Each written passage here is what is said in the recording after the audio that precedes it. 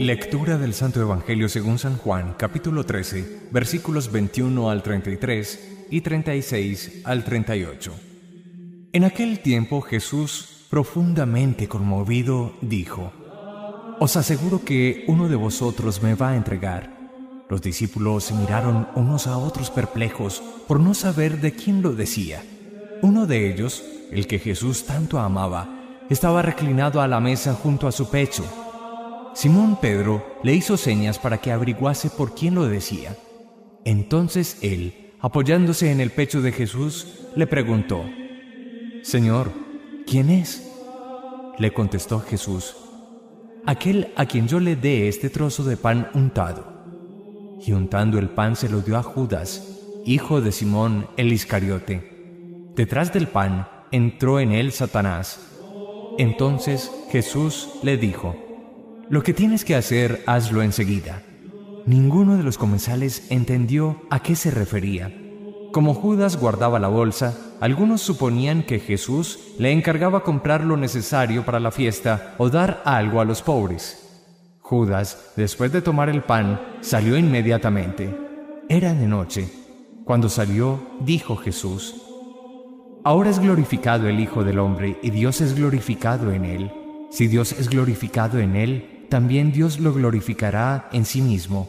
Pronto lo glorificará. Hijos míos, me queda poco de estar con vosotros. Me buscaréis, pero lo que dije a los judíos os lo digo ahora a vosotros. Donde yo voy, vosotros no podéis ir». Simón Pedro dijo: «Señor, ¿a dónde vas?». Jesús le respondió: «A donde yo voy, no me puedes acompañar ahora. Me acompañarás más tarde». Pedro replicó: «Señor, ¿por qué no puedo acompañarte ahora? Daré mi vida por ti». Jesús le contestó: «¿Con qué darás tu vida por mí? Te aseguro que no cantará el gallo antes que me hayas negado 3 veces». Palabra del Señor. Gloria a ti, Señor Jesús. Compartió con él 3 años. Lo escuchó muchas veces. Si el común de los judíos decía que él hablaba con autoridad, probablemente este apóstol traidor también pensó lo mismo de él. Lo vio sanar muchas personas. Lo vio tener actitudes de compasión y misericordia. Conoció de la calidad de su corazón noble, valiente, grande. Y sin embargo, uno de los ídolos del mundo le pudo. ¿Cómo se fue configurando? ¿Cómo se fue formando ese corazón de Judas, ese corazón de traidor? ¿Qué pudiéramos decir nosotros si hoy quisiéramos hacer una morfología de lo que es la traición a Dios? ¿Cómo se va configurando? Prácticamente en todo el año no se menciona a lo largo del tiempo litúrgico la figura de Judas, cuyos evangelios de manera preeminente se proclaman por la fe de la Iglesia en estos días, lunes, martes y miércoles santo. Uno descubre que fue un hombre más bien silencioso, pudiera uno pensar taimado, y podría uno pensar de esas expresiones de la sabiduría popular, de las aguas mansas: líbrame, Señor, que de las borrascosas me libro yo. Uno mirando la morfología de este corazón de Judas, el corazón de un traidor, uno va descubriendo como realidades. Cuando uno tiene malicia en su alma, cuando uno dejó alimentar o sembrar y luego alimentar el mal en el corazón, uno busca camuflarlo, busca mimetizarlo, uno busca disimularlo, hacerla del animal, el camaleón. Recuerdan que el gran arma que tiene, que es una sorpresa, una fascinación de la naturaleza, es que el camaleón se mimetiza y cambia el color de toda su piel según esté en un árbol de color café la corteza u hojas verdes, buscando mimetizarse, no ser reconocido. Cuando uno ve el evangelio de ayer, Y esta mujer, que era puro amor, María de Betania, dice que lo más valioso que ella tenía, un perfume de nardo, lo más costoso en la época, dice que lo vuelca completico, con lo que quieren las mujeres los perfumitos, y cómo los tasan, porque uno ve que los tasan de a goticas para que les duren bastante, con lo que quieren las mujeres los perfumitos. Y esta mujer de pura generosidad volcó todo el perfume de nardo sobre los pies de Jesús, luego lo enjugó con su cabello, y dice que toda la casa se pasó. Dicen los escrituristas que es una prefiguración de la unción que se hace de los muertos, y que unos días más tarde, ni siquiera una semana más tarde, 6 días más tarde, viviría Jesús. Pero miren la reacción del corazón de Judas, del corazón de un traidor. ¡Ay! ¿Para qué botaron ese perfume en el maestro? Hay tanto pobre aquí en Jerusalén. Hubiéramos vendido ese perfume mínimo 300 denarios y hubiéramos podido ayudarle a los demás.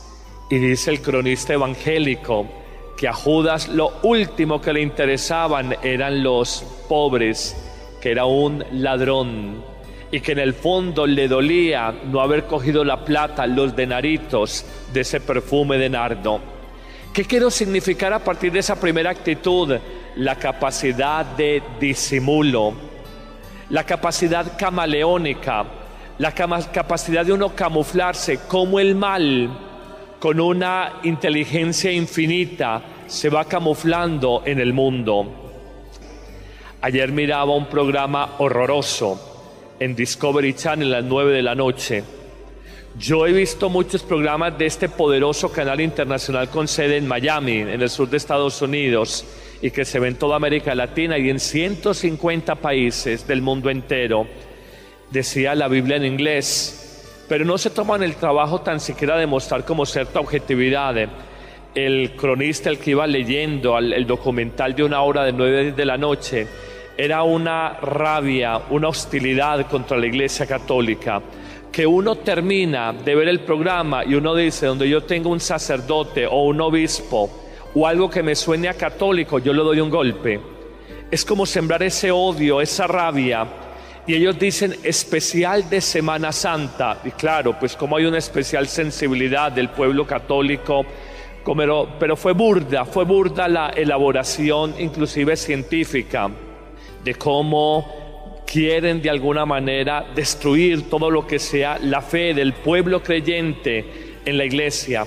Siguen con el mismo itinerario, la misma historia, la Inquisición hace 500 años.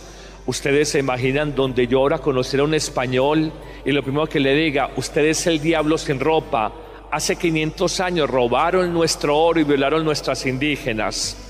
Ustedes se imaginan que diría, pero mira, lo de 500 años, España tiene muchas cosas buenas. No, siempre hay que recordarles eso, lo bueno no cuenta. Siempre hay que recordar lo de hace 500 años.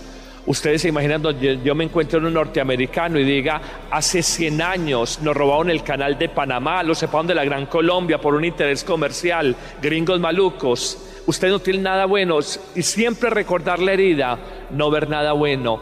Eso hacen estos programas. Parece que la iglesia en 500 años no ha hecho nada bueno, y uno ve como toda esa malicia, pero miren ellos, como el corazón de Judas, el nombre de la verdad, el nombre de la ciencia, el nombre de conocer qué es lo que verdaderamente pasó, siempre enlodar, escupir sobre la iglesia.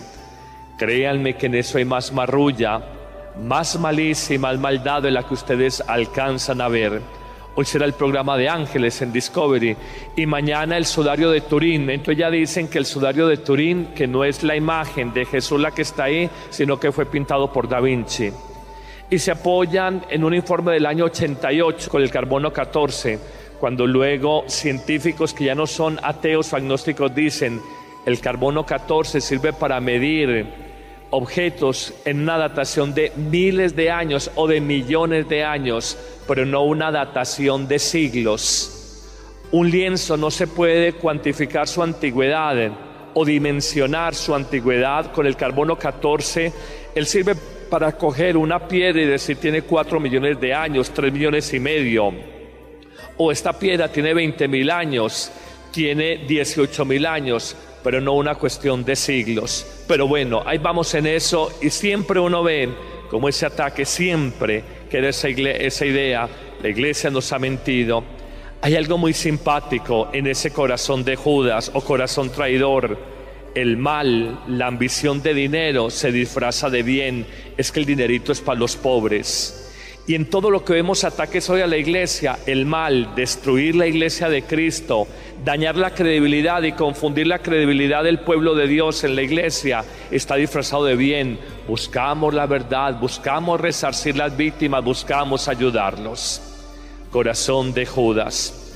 Hoy lo veremos en una segunda actitud, o en un segundo elemento dentro de esa primera actitud, hablando de este personaje siniestro, y que ahora en Discovery lo van a mostrar también el Jueves Santo, creo, donde van a decir que él no era el traidor, que él era esta buena persona. Todo es de alguna manera reescribiendo la historia para robarle la fe a ustedes, pueblo de Dios.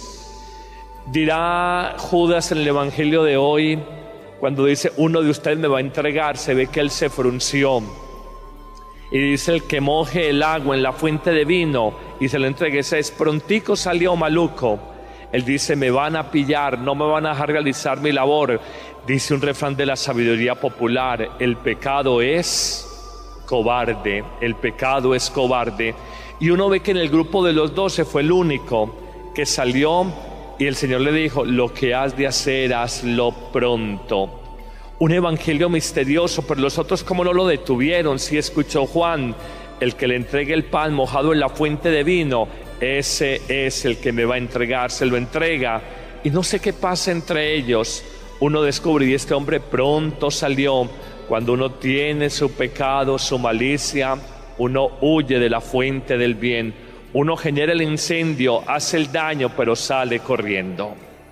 Miramos una primera actitud de un personaje, Judas. Miremos una segunda actitud, la de los discípulos. Cuando uno piensa en el grupo de los apóstoles, Pedro lo negó, pero Pedro lo quería a Jesús. Él fue miedoso, fue cobarde.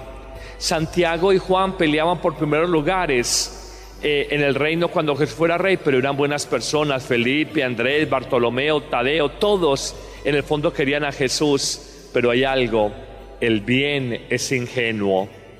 Jesús tuvo una gran sabiduría cuando afirmó, los hijos de este mundo ciertamente son más astutos que los hijos de la luz. ¿Recuerdan el texto? Los hijos de este mundo ciertamente son más astutos que los hijos de la luz. En el fondo, uno descubre un evangelio de estos, como los apóstoles pecan de ingenuos, de sanos, de no descubrir el mal. Pero como a ciencia, paciencia y conciencia Jesús les dice, el que coge este pedazo de pan y lo moje en la fuente del vino, ese es el que va a entregar el traidor. Y dice que todos quedaron confundidos, que no sabía qué había pasado, que se imaginaron que cuando le dijo Jesús a Judas, que eso lo oyeron todo, lo que has de hacer hazlo pronto, dijeron, o va a comprar cosas para la fiesta de Pascua al otro día, o simplemente va a comprar alguna cosa, mercadito para los pobres. Uno en la vida dice, a veces digo a las mamás, por boba, yo veía ese marido mío que se iba para la pieza de la niña y yo no me imaginaba nada, por boba, por ingenua. Otros te dicen, pero yo veía ese socio que ese negocio no daba, por ingenuo, por bobo. Yo veía que esa plata no rendía y me envolvía con la lengua y me hablaba y me decía, y yo no caía en cuenta y todo el tiempo me estaba robando. Los hijos de la luz son ingenuos. Uno ve la verdad que ha sostenido la iglesia durante 20 siglos y llega a cualquiera de estos periódicos con sevicia, con maldad, con una ideología de destruir la iglesia, o estos documentales de televisión prevalidos del reconocimiento que les da tener un medio de comunicación como la televisión, y uno ve que la gente se sacude en su fe, se confunde, duda. En el fondo somos ingenuos, en el fondo creímos en un momento determinado. Y cuando varias gente me ha preguntado en los últimos días, padre, uno está confundido, ¿será que el Papa? Y le dije, mira al Papa, míralo por sus obras, por sus frutos los conoceréis, dice la máxima bíblica. Mira una vida intachable, mira todos sus pronunciamientos en favor de la paz. Mira un hombre que ha buscado puentes con la iglesia anglicana, con el mundo islámico. Mira cómo él promueve que haya más justicia social. Mira la bondad y la mansedumbre de sus palabras. Lee los actos en lo que él habla, en lo que él dice, en lo que él se manifiesta. ¿Cómo? Porque llega un periodista con perversión y lo difama, tu fe se quebranta tan fácilmente. Somos ingenuos.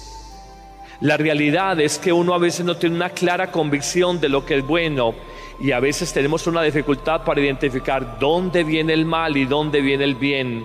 El mal siempre se camufla, el mal siempre se mimetiza como el camaleón y el mal siempre se disfraza de bien. Es que esta plática hubiera sido para los pobres, sí, hasta razón tiene, pero el cronista evangélico dice, no le importaban los pobres. El evangelio de ayer lo hizo porque era un ladrón, y le dolió que esos 300 denarios por los que se pudo haber vendido el perfume de nardo, la plata él no lo hubiera manejado. Somos ingenuos. Pero habría una tercera actitud y última, ya no la de Judas, ya no la de los comensales o los discípulos a la mesa con Jesús. Miremos la actitud de Jesús, más extraña, más fascinante si se quiere. Yo me hago una pregunta a mí mismo: ¿cómo Jesús, que a ciencia, paciencia y conciencia tiene claridad de lo que va a ser Judas, cómo no lo detuvo? ¿Cómo no lo denunció públicamente? ¿Cómo él le dice a ellos cuando sale Judas, me queda poco tiempo de estar con ustedes, es la hora de las tinieblas, el Hijo del Hombre va a ser glorificado, levantado en la cruz? Cuando uno ve esa actitud de Jesús, uno dice, Jesús es que era masoquista, Jesús es que no le dolía, Jesús es que no alcanzó a prever. No era como uno cuando ve una novela que le dice, mi hijo, avíspese, que lo van a traicionar, se la van a aplicar toda, se va a reunir con esos lobos de los fariseos y el Sanedrín judío y se lo van a tragar completo, avíspese mi hijo, corra. ¿Por qué no lo hizo Jesús? La respuesta es una sola: en el plan providente, misterioso y sabio de Dios, había desde siempre, este proyecto para Jesús. Cristo Jesús no podía darnos vida a nosotros sin Él entregar la vida en una cruz. Cristo Jesús no podía darnos vida a nosotros sin Él entregar la vida en una cruz. Agregaría yo, como toda esa conciencia de dolor, y en lo único que tiene son palabras de misericordia para los suyos, de comprensión, de decirles avíspense que vienen momentos difíciles, y al mismo tiempo decirles esto que va a ser escándalo para ustedes va a ser tiempo de salvación. Escándalo ahora, va a ser tiempo de salvación hacia el futuro. Todo se va dando.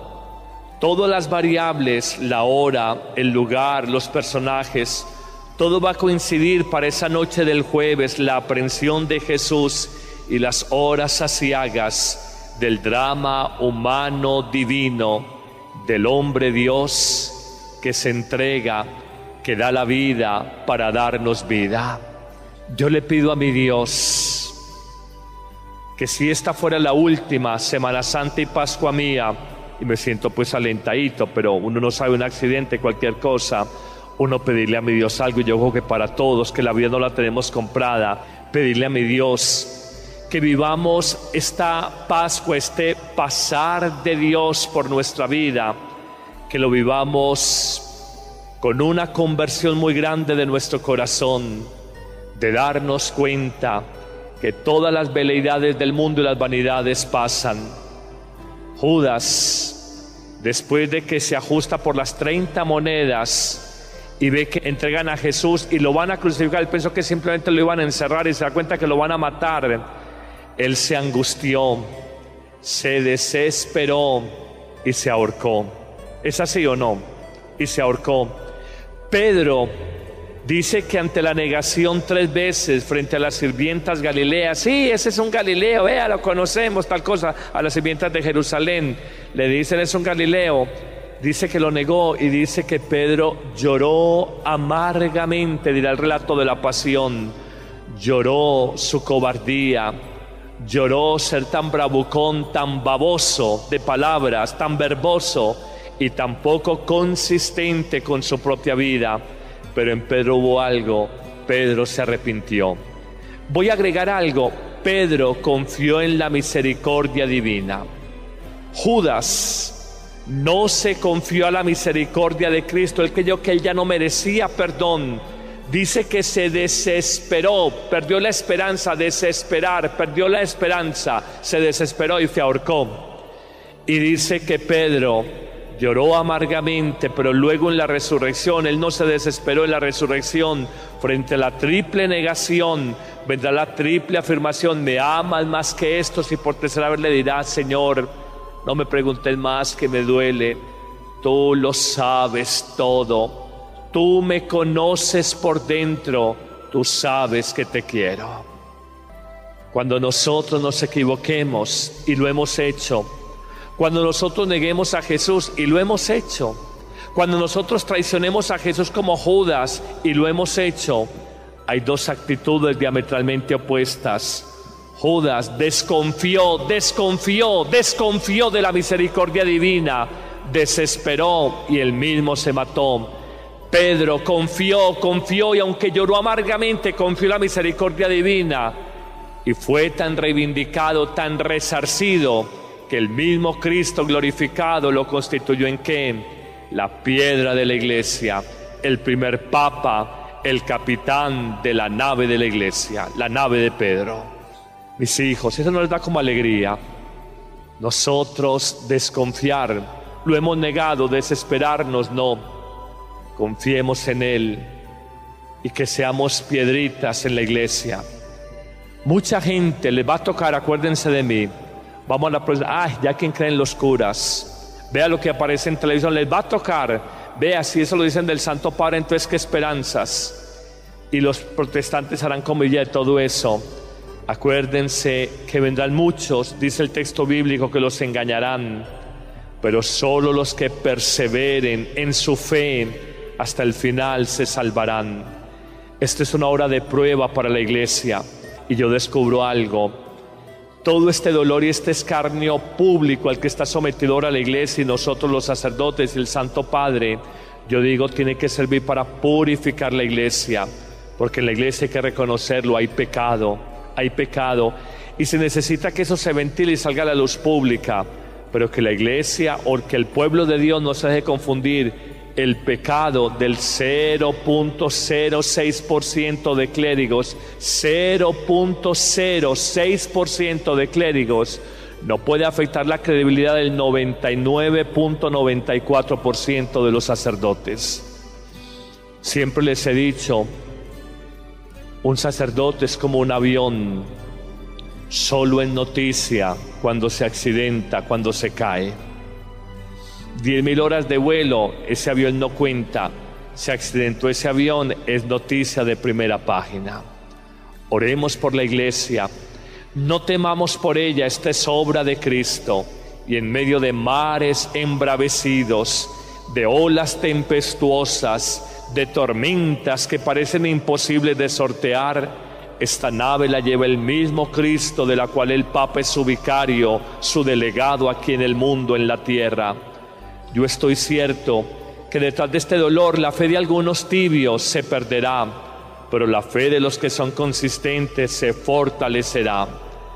Que esta iglesia, que va a tener una Semana Santa muy especial en el mundo entero, sea un periodo de reflexión para los clérigos, nosotros los consagrados, para que busquemos más santidad de vida, más rectitud en el obrar, que prediquemos primero con nuestro ejemplo y luego con nuestras palabras, pero también una prueba a la fe de ustedes. Es mi iglesia, la que han atacado durante 2000 años y la que ha pervivido. No hay ninguna institución humana, ninguna, que haya vivido 2000 años, 20 siglos y permanezca. No es obra de los hombres, es obra del mismo Jesucristo. Amén.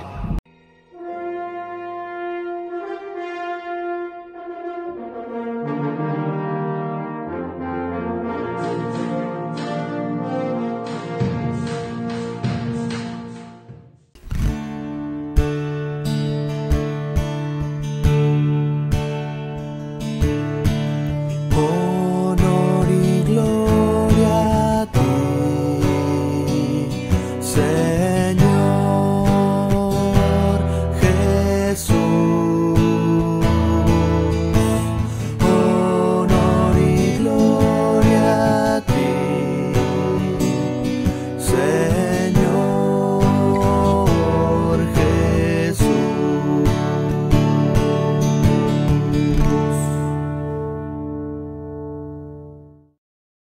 He visto muchos programas de este poderoso canal internacional con sede en Miami, en el sur de Estados Unidos, y que se ve en toda América Latina y en 150 países del mundo entero.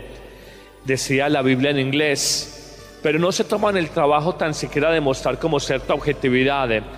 El cronista, el que iba leyendo el documental de 1 hora de 9 de la noche, era una rabia, una hostilidad contra la Iglesia Católica, que uno termina de ver el programa y uno dice, donde yo tengo un sacerdote o un obispo o algo que me suene a católico, yo le doy un golpe. Es como sembrar ese odio, esa rabia. Y ellos dicen especial de Semana Santa. Y claro, pues como hay una especial sensibilidad del pueblo católico, pero fue burda la elaboración, inclusive científica, de cómo quieren de alguna manera destruir todo lo que sea la fe del pueblo creyente en la iglesia. Siguen con el mismo itinerario, la misma historia. La Inquisición hace 500 años. Ustedes se imaginan donde yo ahora conociera a un español y lo primero que le diga, usted es el diablo sin ropa. Hace 500 años robaron nuestro oro y violaron nuestras indígenas. Ustedes se imaginan que diría, pero mira, lo de 500 años, España tiene muchas cosas buenas. No, siempre hay que recordarles eso, lo bueno no cuenta. Siempre hay que recordar lo de hace 500 años. Ustedes se imaginan donde yo me encuentro en un norteamericano y diga, hace 100 años nos robaron el canal de Panamá, lo separaron de la Gran Colombia por un interés comercial, gringos malucos. Ustedes no tienen nada bueno y siempre recordar la herida, no ver nada bueno. Eso hacen estos programas. Parece que la iglesia en 500 años no ha hecho nada bueno, y uno ve como toda esa malicia, pero miren ellos, como el corazón de Judas, el nombre de la verdad, el nombre de la ciencia, el nombre de conocer qué es lo que verdaderamente pasó, siempre enlodar, escupir sobre la iglesia. Créanme que en eso hay más marrulla, más malicia y más maldad de la que ustedes alcanzan a ver. Hoy será el programa de Ángeles en Discovery y mañana el sudario de Turín. Entonces ya dicen que el sudario de Turín, que no es la imagen de Jesús la que está ahí, sino que fue pintado por Da Vinci. Y se apoyan en un informe del año 88 con el carbono 14, cuando luego científicos que ya no son ateos o agnósticos dicen el carbono 14 sirve para medir objetos en una datación de miles de años o de millones de años, pero no una datación de siglos. Un lienzo no se puede cuantificar su antigüedad o dimensionar su antigüedad con el carbono 14. Él sirve para coger una piedra y decir tiene 4 millones de años, 3 millones y medio. O esta piedra tiene 20.000 años, tiene 18.000 años, pero no una cuestión de siglos. Pero bueno, ahí vamos en eso y siempre uno ve como ese ataque, siempre que era esa idea, la iglesia nos ha mentido.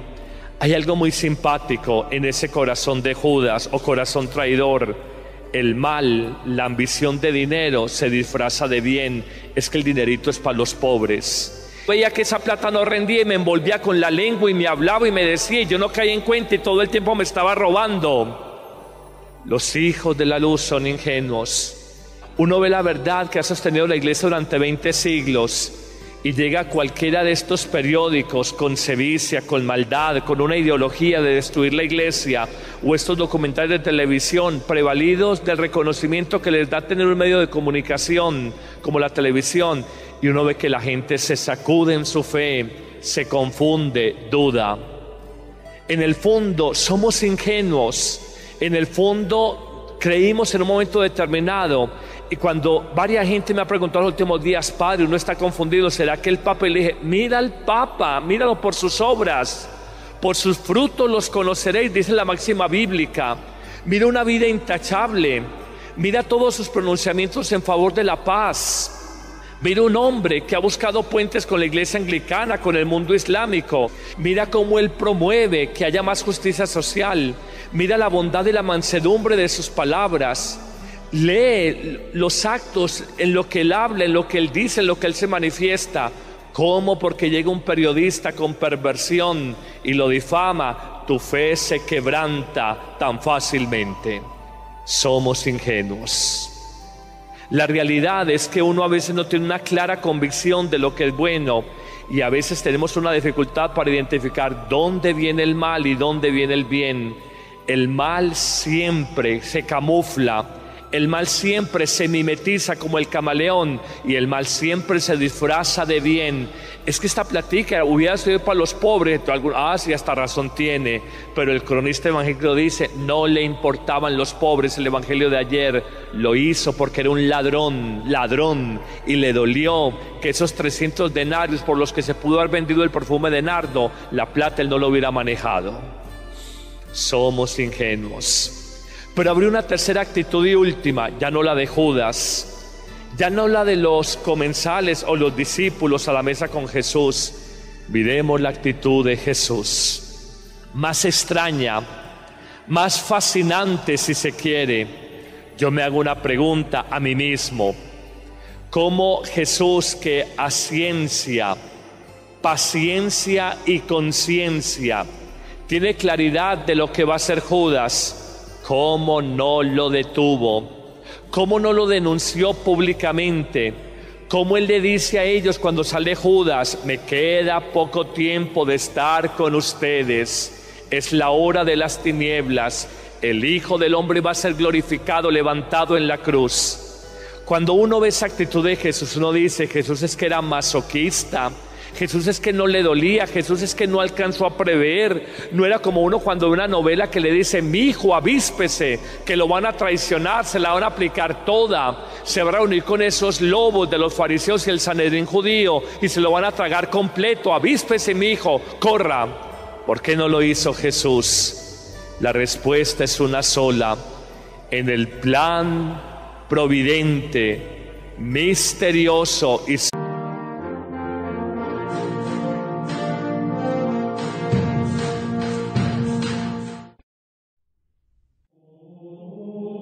Lectura del Santo Evangelio según San Juan, capítulo 13, versículos 21 al 33 y 36 al 38.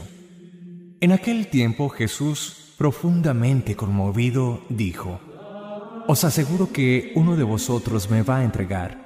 Los discípulos se miraron unos a otros perplejos por no saber de quién lo decía.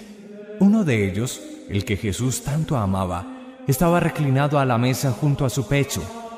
Simón Pedro le hizo señas para que averiguase por quién lo decía.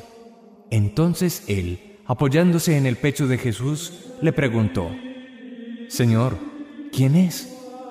Le contestó Jesús: aquel a quien yo le dé este trozo de pan untado. Y untando el pan se lo dio a Judas, hijo de Simón el Iscariote. Detrás del pan entró en él Satanás. Entonces Jesús le dijo: Lo que tienes que hacer, hazlo enseguida. Ninguno de los comensales entendió a qué se refería. Como Judas guardaba la bolsa, algunos suponían que Jesús le encargaba comprar lo necesario para la fiesta o dar algo a los pobres. Judas, después de tomar el pan, salió inmediatamente. Era de noche. Cuando salió, dijo Jesús: Ahora es glorificado el Hijo del Hombre y Dios es glorificado en él. Si Dios es glorificado en él, también Dios lo glorificará en sí mismo. Pronto lo glorificará. Hijos míos, me queda poco de estar con vosotros. Me buscaréis, pero lo que dije a los judíos os lo digo ahora a vosotros. Donde yo voy, vosotros no podéis ir.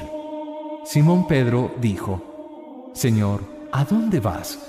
Jesús le respondió: A donde yo voy, no me puedes acompañar ahora. Me acompañarás más tarde. Pedro replicó: Señor, ¿por qué no puedo acompañarte ahora? Daré mi vida por ti. Jesús le contestó: ¿Con qué darás tu vida por mí? Te aseguro que no cantará el gallo antes que me hayas negado 3 veces. Palabra del Señor. Gloria a ti, Señor Jesús. Compartió con él 3 años. Lo escuchó muchas veces. Si el común de los judíos decía que él hablaba con autoridad, probablemente este apóstol traidor también pensó lo mismo de él. Lo vio sanar muchas personas, lo vio tener actitudes de compasión y misericordia. Conoció de la calidad de su corazón noble, valiente, grande. Y sin embargo, uno de los ídolos del mundo le pudo. ¿Cómo se fue configurando? ¿Cómo se fue formando ese corazón de Judas, ese corazón de traidor? Y en todo lo que vemos ataques hoy a la iglesia, el mal, destruir la iglesia de Cristo, dañar la credibilidad y confundir la credibilidad del pueblo de Dios en la iglesia, está disfrazado de bien. Buscamos la verdad, buscamos resarcir las víctimas, buscamos ayudarlos. Corazón de Judas. Hoy lo veremos en una segunda actitud, o en un segundo elemento dentro de esa primera actitud, hablando de este personaje siniestro, y que ahora en Discovery lo van a mostrar también el Jueves Santo, creo, donde van a decir que él no era el traidor, que él era esta buena persona. Todo es de alguna manera reescribiendo la historia para robarle la fe a ustedes, pueblo de Dios. Dirá Judas en el Evangelio de hoy, cuando dice uno de ustedes me va a entregar, se ve que él se frunció. Y dice el que moje el agua en la fuente de vino y se lo entregue, ese es prontico salió maluco. Él dice, me van a pillar, no me van a dejar realizar mi labor. Dice un refrán de la sabiduría popular, el pecado es cobarde, el pecado es cobarde. Y uno ve que en el grupo de los 12 fue el único que salió y el Señor le dijo, lo que has de hacer, hazlo pronto. Un evangelio misterioso, pero los otros como no lo detuvieron. Sí escuchó Juan, el que le entregue el pan mojado en la fuente de vino, ese es el que me va a entregar, se lo entrega. Y no sé qué pasa entre ellos. Uno descubre y este hombre pronto salió. Cuando uno tiene su pecado, su malicia, uno huye de la fuente del bien.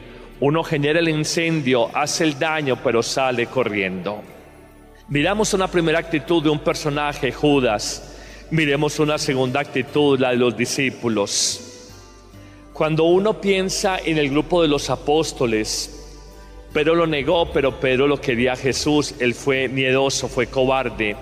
Santiago y Juan peleaban por primeros lugares en el reino cuando Jesús fuera rey, pero eran buenas personas. Felipe, Andrés, Bartolomeo, Tadeo, todos en el fondo querían a Jesús. Pero hay algo, el bien es ingenuo. Jesús tuvo una gran sabiduría cuando afirmó, los hijos de este mundo ciertamente son más astutos que los hijos de la luz. ¿Recuerdan el texto? Los hijos de este mundo ciertamente son más astutos que los hijos de la luz. En el fondo, uno descubre un evangelio de estos, como los apóstoles pecan de ingenuos, de sanos, de no descubrir el mal. Pero como a ciencia, paciencia y conciencia Jesús les dice, el que coge este pedazo de pan y lo moje en la fuente del vino, ese es el que va a entregar el traidor. Y dice que todos quedaron confundidos, que no sabía qué había pasado, que se imaginaron que cuando le dijo Jesús a Judas, que eso lo oyeron todo, lo que has de hacer hazlo pronto, dijeron, o va a comprar cosas para la fiesta de Pascua al otro día, o simplemente va a comprar alguna cosa, mercadito para los pobres. Uno en la vida dice, a veces digo a las mamás, por boba, yo veía ese marido mío que se iba para la pieza de la niña y yo no me imaginaba nada, por boba, por ingenua.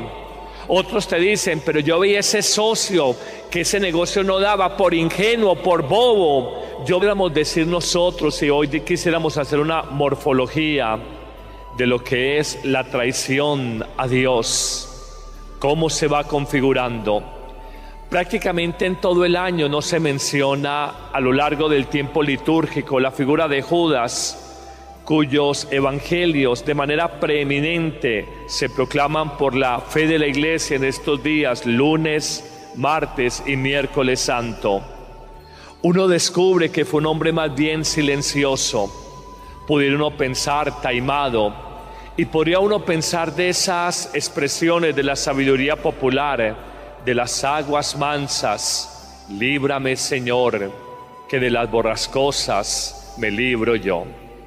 Uno mirando la morfología de este corazón de Judas, el corazón de un traidor, uno va descubriendo como realidades.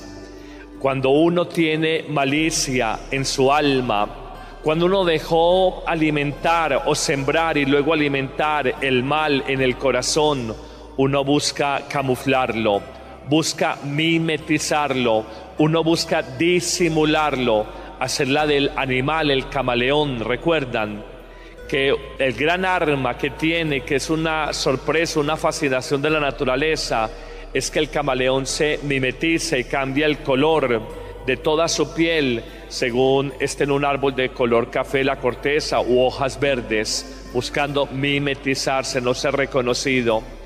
Cuando uno ve el evangelio de ayer y esta mujer que era puro amor, María de Betania, dice que lo más valioso que ella tenía, un perfume de nardo, lo más costoso en la época, dice que lo vuelca completico con lo que quieren las mujeres, los perfumitos, y cómo los tasan, porque uno ve que los tasan de a goticas para que les duren bastante, con lo que quieren las mujeres, los perfumitos. Y esta mujer de pura generosidad volcó todo el perfume de nardo sobre los pies de Jesús, luego lo enjugó con su cabello y dice que toda la casa se pasó. Dicen los escrituristas que es una prefiguración de la unción que se hace de los muertos y que unos días más tarde, ni siquiera una semana más tarde, 6 días más tarde viviría Jesús. Pero miren la reacción del corazón de Judas, del corazón de un traidor. ¡Ay! ¿Para qué botaron ese perfume en el maestro? Hay tanto pobre aquí en Jerusalén. Hubiéramos vendido ese perfume mínimo 300 denarios y hubiéramos podido ayudarle a los demás. Y dice el cronista evangélico que a Judas lo último que le interesaban eran los pobres, que era un ladrón, y que en el fondo le dolía no haber cogido la plata, los denaritos de ese perfume de nardo. ¿Qué quiero significar a partir de esa primera actitud? La capacidad de disimulo, la capacidad camaleónica, la capacidad de uno camuflarse, como el mal, con una inteligencia infinita, se va camuflando en el mundo. Ayer miraba un programa horroroso en Discovery Channel a las 9 de la noche.